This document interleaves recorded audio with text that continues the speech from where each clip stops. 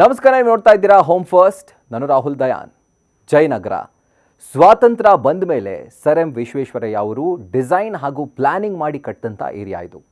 ಆಗ ಒಂದು ರೂಲ್ಸ್ನ ಅವರು ಫಾಲೋ ಮಾಡಿದರು ಡಿಸೈನ್ ಹಾಗೂ ಪ್ಲಾನಿಂಗ್ ಮಾಡುವಾಗ. ಅದೇನು ಅಂತಂದರೆ, ಎಷ್ಟು ಬ್ಲಾಕ್ಗಳಿವೆಯೋ ಅಷ್ಟು ಬ್ಲಾಕ್ನಲ್ಲಿ ಒಂದು ಉದ್ಯಾನವನವನ್ನು ಕಂಪಲ್ಸರಿಯಾಗಿ ನಿರ್ಮಾಣ ಮಾಡಬೇಕು ಅಂತ ಹೇಳೋದು ಅವರ ರೂಲ್ ಆಗಿತ್ತು. ಅದರಂತೆ ಈ ಭಾಗ ಅಂದರೆ ಜಯನಗರ ಭಾಗ ಇವತ್ತಿಗೂ ಕೂಡ ಹಳೆ ಬೆಂಗಳೂರಿನ ಚಾರ್ಮ್ನ ಅದೇ ಥರ ಉಳಿಸ್ಕೊಂಡಿದೆ ಹಾಗೂ ಹಸಿರಿನ ಮಧ್ಯೆ ಲೇಔಟ್ ಕಂಗೊಳಿಸ್ತಾ ಇದೆ. ಜಯನಗರ ಯಾವ ರೀತಿ ಡೆವಲಪ್ ಆಗಿದೆ ಹಾಗೂ ಇಲ್ಲಿ ಸೈಟ್ಗಳು ಯಾವ ರೀತಿ ಮಾರಾಟವಾಗಿದೆ ಅಂದರೆ, ಇಲ್ಲಿ ಒಂದು ಸೈಟ್ನ ಹುಡುಕೋಕ್ಕೂ ಕೂಡ ತುಂಬ ಕಷ್ಟಪಡಬೇಕು. ಆದರೂ ಹೂಡಿಕೆಗೆ ಇಲ್ಲಿ ಹೇರಳ ಅವಕಾಶಗಳಿವೆ. ಎಲ್ಲಿ ಹೇಗೆ ನಾವು ಹೇಳ್ತೀವಿ. ಆದರೆ ಅದಕ್ಕೂ ಮುಂಚೆ ಜಯನಗರದ ಬಗ್ಗೆ ಕೆಲವೊಂದಿಷ್ಟು ಪಾಸಿಟಿವ್ಸನ್ನು ನಿಮಗೆ ಹೇಳ್ತೀವಿ ನೋಡಿ. ಒಟ್ಟು 10 ಬ್ಲಾಕ್ಗಳನ್ನು ಜಯನಗರ ಹೊಂದಿದೆ. 1ರಿಂದ 9 ಜೊತೆಗೆ ಜಯನಗರ 4th ಟಿ ಬ್ಲಾಕ್ ಕೂಡ ಸೇರಿಕೊಂಡಿದೆ. ಆಗಿನ ಕಾಲದಲ್ಲೇ ಜಯನಗರ ಉತ್ತಮವಾಗಿ ಪ್ಲಾನ್ ಆಗಿರೋದ್ರಿಂದ ಇಲ್ಲಿ ವಿಶಾಲವಾದಂಥ ಸೆಟ್ ಬ್ಯಾಕನ್ನು ಫಾಲೋ ಮಾಡಲಾಗಿದೆ. ಅಂದರೆ ಮನೆ ಟು ಮನೆ ಕಟ್ಟುವಂಥ ಟೈಮ್ನಲ್ಲಿ ಬಿಡುವಂಥ ಒಂದು ಜಾಗ.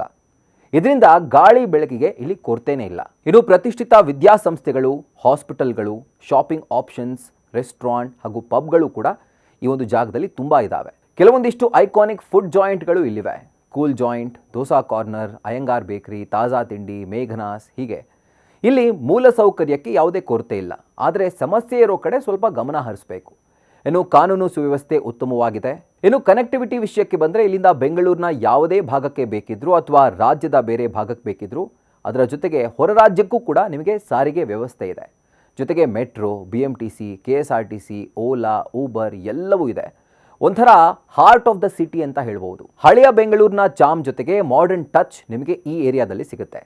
ಆಟದ ಮೈದಾನಗಳು, ಪಾರ್ಕ್ಗಳು ಹೇರಳವಾಗಿವೆ. ಒಂದು ಸ್ಟ್ರೆಚ್ನ ನೀವು ಬೇಕಿದ್ರೆ ಗಮನಿಸಬಹುದು.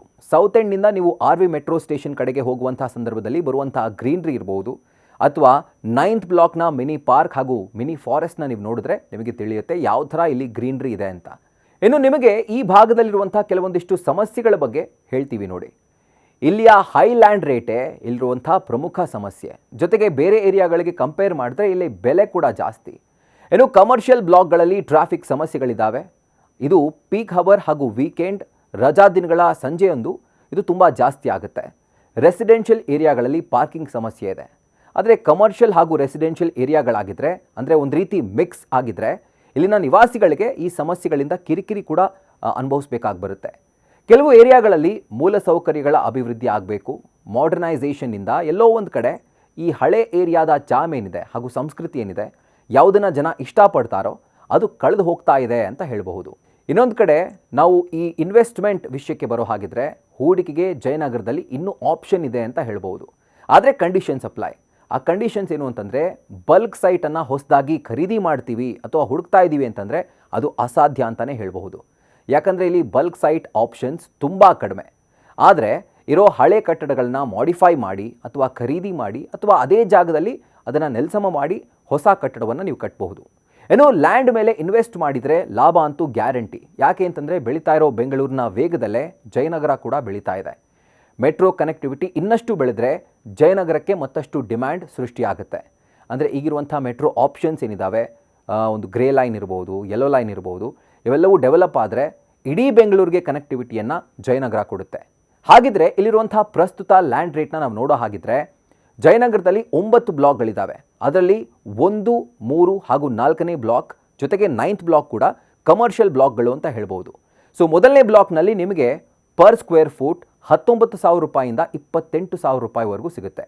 ಇನ್ನು ಎರಡನೇ ಬ್ಲಾಕ್ನಲ್ಲಿ 40,000ದಿಂದ 44,000 ರೂಪಾಯಿವರೆಗೂ ಪ್ರತಿ ಸ್ಕ್ವೇರ್ ಫೂಟ್ ನಿಮಗೆ ಸಿಗ್ತಾ ಇರೋದು. ಇನ್ನು ಮೂರನೇ ಬ್ಲಾಕ್, ಬಹುಶಃ 3 ಹಾಗೂ 4ನೇ ಬ್ಲಾಕ್ ಜಯನಗರದ ಅತ್ಯಂತ ದುಬಾರಿ ಬ್ಲಾಕ್ಗಳು ಅಂತ ಹೇಳ್ಬೋದು. ಮೂರನೇ ಬ್ಲಾಕ್ನಲ್ಲಿ ನಿಮಗೆ 42,000 ರೂಪಾಯಿಯಿಂದ 46,000 ರೂಪಾಯಿ ಪ್ರತಿ ಚದರ ಅಡಿ ಸಿಗುತ್ತೆ. ಇನ್ನು 4ನೇ ಬ್ಲಾಕ್ನಲ್ಲಿ 48,000 ರೂಪಾಯಿಯಿಂದ 61,000 ರೂಪಾಯಿವರೆಗೂ ಕೂಡ ನಿಮಗೆ ಈ ಒಂದು ಬೆಲೆ ಸಿಗುತ್ತೆ. ಇದ್ಯಾಕೆ ಇಷ್ಟು ದುಬಾರಿ ಅಂತಂದರೆ, 4th ಬ್ಲಾಕ್ ಕಮರ್ಷಿಯಲ್ ಕೂಡ ಇದೆ, ಜೊತೆಗೆ ರೆಸಿಡೆನ್ಷಿಯಲ್ ಕೂಡ ಇದೆ.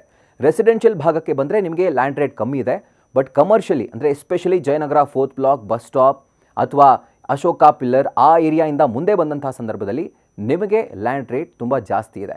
ಇನ್ನು 5th ಬ್ಲಾಕ್ನಲ್ಲಿ ನಿಮಗೆ 37,000 ರೂಪಾಯಿ ಹಾಗೂ 37,500 ರೂಪಾಯಿಂದ ಕೂಡ ಶುರು ಆಗುತ್ತೆ. ಜೊತೆಗೆ 40,000 ರೂಪಾಯಿವರೆಗೂ ಕೂಡ ಒಂದು ಲ್ಯಾಂಡ್ ರೇಟ್ ಹೋಗುತ್ತೆ ಪ್ರತಿ ಚದರ ಅಡಿಗೆ. ಸೊ ಇದಾದಮೇಲೆ 6, 7, 8ನೇ ಬ್ಲಾಕ್ಗಳ ಒಂದು ಬೆಲೆ ಕಮ್ಮಿ ಆಗ್ತಾ ಹೋಗುತ್ತೆ. ಸೊ 9ನೇ ಬ್ಲಾಕ್ನ ಬೆಲೆ ನಿಮಗೆ 37,000 ರೂಪಾಯಿಂದ 42,000 ರೂಪಾಯಿವರೆಗೂ ಸಿಗುತ್ತೆ ಪ್ರತಿ ಸ್ಕ್ವೇರ್ ಫುಟ್. ಇದರ ಜೊತೆಗೆ 4th ಟಿ ಬ್ಲಾಕ್ ಇದು 27,000 ರೂಪಾಯಿ ಇದೆ ಪ್ರತಿ ಚದರ ಅಡಿ ಒಂದು ಬೆಲೆ. ಹಾಗೂ ಹೋಗ್ತಾ ಹೋಗ್ತಾ ಯಾವ ಭಾಗ ನಿಮಗೆ ತಿಲಕ್ ನಗರ ಸೇರಿಕೊಂಡು ಜೊತೆಗೆ ಬೇರೆ ಬರುವಂಥ ಬನರ್ಘಟ್ಟ ರೋಡ್ಗೆ ಕನೆಕ್ಟ್ ಆಗುತ್ತೋ ಅಲ್ಲಿ 12,500 ರೂಪಾಯಿವರೆಗೂ ಕೂಡ ನಿಮಗೆ ರೇಟ್ ಸಿಗುತ್ತೆ. ಸೊ ಇಷ್ಟು ವೇರಿಯೇಷನನ್ನು ಜಯನಗರ ಎಲ್ಲ ಬಡಾವಣೆಗಳು ಕಾಣ್ತಿದ್ದಾವೆ. ಇನ್ನು ನಾವು ಅಪಾರ್ಟ್ಮೆಂಟ್ಗಳ ವಿಷಯಕ್ಕೆ ಬರೋ ಹಾಗಿದ್ರೆ ಜಯನಗರದಲ್ಲಿ ಅಪಾರ್ಟ್ಮೆಂಟ್ ಆಪ್ಷನ್ಸ್ ತುಂಬ ಜಾಸ್ತಿ ಇದ್ದಾವೆ. ಹಾಗಾಗಿ ನಾವು ಜಯನಗರದ 3ನೇ ಬ್ಲಾಕ್ ಹಾಗೂ 4ನೇ ಬ್ಲಾಕ್ನಲ್ಲಿ ಬರುವಂಥ ಅಪಾರ್ಟ್ಮೆಂಟ್ಗಳ ರೇಟನ್ನು ಮಾತ್ರ ಒಂದು ಆ್ಯಾವ್ರೇಜ್ ಆಗಿ ಹೇಳ್ತಾ ಇದ್ದೀವಿ. ಸೊ ನಿಮಗೆ 3rd ಬ್ಲಾಕ್ನಲ್ಲಿ 2 BHK 1.5 ಕೋಟಿ ರೂಪಾಯಿವರೆಗೂ ಸಿಗುತ್ತೆ. ಅದು ಜಾಸ್ತಿ ಕೂಡ ಆಗ್ಬೋದು. ಅದು ಆ ಒಂದು ಅಪಾರ್ಟ್ಮೆಂಟ್ ಮೇಲೆ ಡಿಪೆಂಡ್ ಆಗುತ್ತೆ. ನಿಮಗೆ ಸೆಮಿ ಫರ್ನಿಶ್ಡ್, ಫುಲ್ಲಿ ಫರ್ನಿಶ್ಡ್ ಈ ಥರ ಅಪಾರ್ಟ್ಮೆಂಟ್ಗಳಿಗೆ ಹೋಗ್ತೀರಿ ಅಂತಂದರೆ ಈ ಒಂದು ರೇಟ್ ವೇರಿ ಆಗುತ್ತೆ. ಇನ್ನು 3 BHK ಅಪಾರ್ಟ್ಮೆಂಟ್ಗೆ ನೀವು ಬರೋ ಹಾಗಿದ್ರೆ ಅಥವಾ ಖರೀದಿ ಮಾಡಬೇಕು ಅಂತ ಅಂದ್ಕೊಂಡಿದ್ರೆ ನಿಮಗೆ 2.3 ಕೋಟಿ ರೂಪಾಯಿಂದ ಈ ಒಂದು ರೇಟ್ ಶುರುವಾಗುತ್ತೆ. ಇನ್ನು 4 BHK ಅಪಾರ್ಟ್ಮೆಂಟ್ 3rd ಬ್ಲಾಕ್ ಜಯನಗರದಲ್ಲಿ ನಿಮ್ಗೆ ಬೇಕು ಅಂತಂದರೆ 4.65 ಕೋಟಿ ರೂಪಾಯಿಂದ ಶುರುವಾಗುತ್ತೆ. ಜೊತೆಗೆ 8ರಿಂದ 9, 10 ಕೋಟಿವರೆಗೂ ನಿಮಗೆ ಇಲ್ಲಿ ಬೆಲೆ ಸಿಗುತ್ತೆ. ಇನ್ನು 4ನೇ ಬ್ಲಾಕ್ನಲ್ಲಿ ಬರುವಂಥ ಅಪಾರ್ಟ್ಮೆಂಟ್ಗಳ ಬಗ್ಗೆ ನಾವು ಕಣ್ಣಾಡಿಸೋ ಹಾಗಿದ್ರೆ 2 BHK ಅಪಾರ್ಟ್ಮೆಂಟ್ ನಿಮಗೆ 1.85 ಕೋಟಿ ರೂಪಾಯಿಂದ ಶುರುವಾದರೆ 3 BHK ಅಪಾರ್ಟ್ಮೆಂಟ್ ನಿಮಗೆ 2.3 ಕೋಟಿ ರೂಪಾಯಿಂದ ಅದು ಶುರುವಾಗುತ್ತೆ.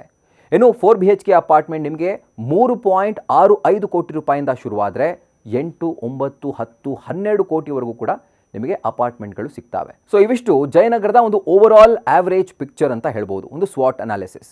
ಸೊ ಇದೇ ಥರ ಬೆಂಗಳೂರಿನ ಮತ್ತಷ್ಟು ಏರಿಯಾಗಳ ಸ್ವಾಟ್ ಅನಾಲಿಸಿಸ್ ನಾವು ಮಾಡಬೇಕು. ಅದೇ ಥರ ಯಾವ ಏರಿಯಾ ಸ್ವಾಟ್ ಅನಾಲಿಸಿಸ್ ನಾವು ಮಾಡಬೇಕು ಅಂತ ನಿಮಗೆ ಅನಿಸುತ್ತೋ ಅಥವಾ ನಿಮಗೆ ಆ ಒಂದು ಆಸೆ ಇದೆಯೋ ಆ ಒಂದು ಏರಿಯಾ ಬಗ್ಗೆ ತಿಳ್ಕೊಳ್ಳೋಕ್ಕೆ ನೀವು ನಮ್ಮ ಹೋಮ್ ಫಸ್ಟ್ ಚಾನಲ್ನ ಸಬ್ಸ್ಕ್ರೈಬ್ ಮಾಡಿ. ಜೊತೆಗೆ ಕೆಳಗಡೆ ಕಾಮೆಂಟ್ ಸೆಕ್ಷನಲ್ಲೂ ಕೂಡ ನೀವು ತಿಳಿಸಿ ಯಾವ ಏರಿಯಾ ನಿಮಗೆ ಬೇಕು ಅಂತ. ಸೊ ಇದೇ ಥರ ಮತ್ತಷ್ಟು ರಿಯಲ್ ಎಸ್ಟೇಟ್ ಅಪ್ಡೇಟ್ಸ್ಗಳಿಗಾಗಿ ಜೊತೆಗೆ ಮನೆ ಕುರಿತಾದಂಥ ಎಕ್ಸ್ಕ್ಲೂಸಿವ್ ಇನ್ಫಾರ್ಮೇಷನ್ಗಳಿಗಾಗಿ ಹೋಮ್ ಫಸ್ಟ್ ಚಾನಲ್ನ ಸಬ್ಸ್ಕ್ರೈಬ್ ಮಾಡಿ, ಬೆಲ್ ಐಕಾನ್ ಕ್ಲಿಕ್ ಮಾಡೋದನ್ನು ಮರಿಬೇಡಿ. ಕ್ಷಣ ಕ್ಷಣದ ಮಾಹಿತಿಗಾಗಿ ನೋಡ್ತಾ ಇರಿ ನ್ಯೂಸ್ ಫಸ್ಟ್, ನಿರ್ಭೀತಿಯಿಂದ ನಿಮ್ಮ ಪರವಾಗಿ.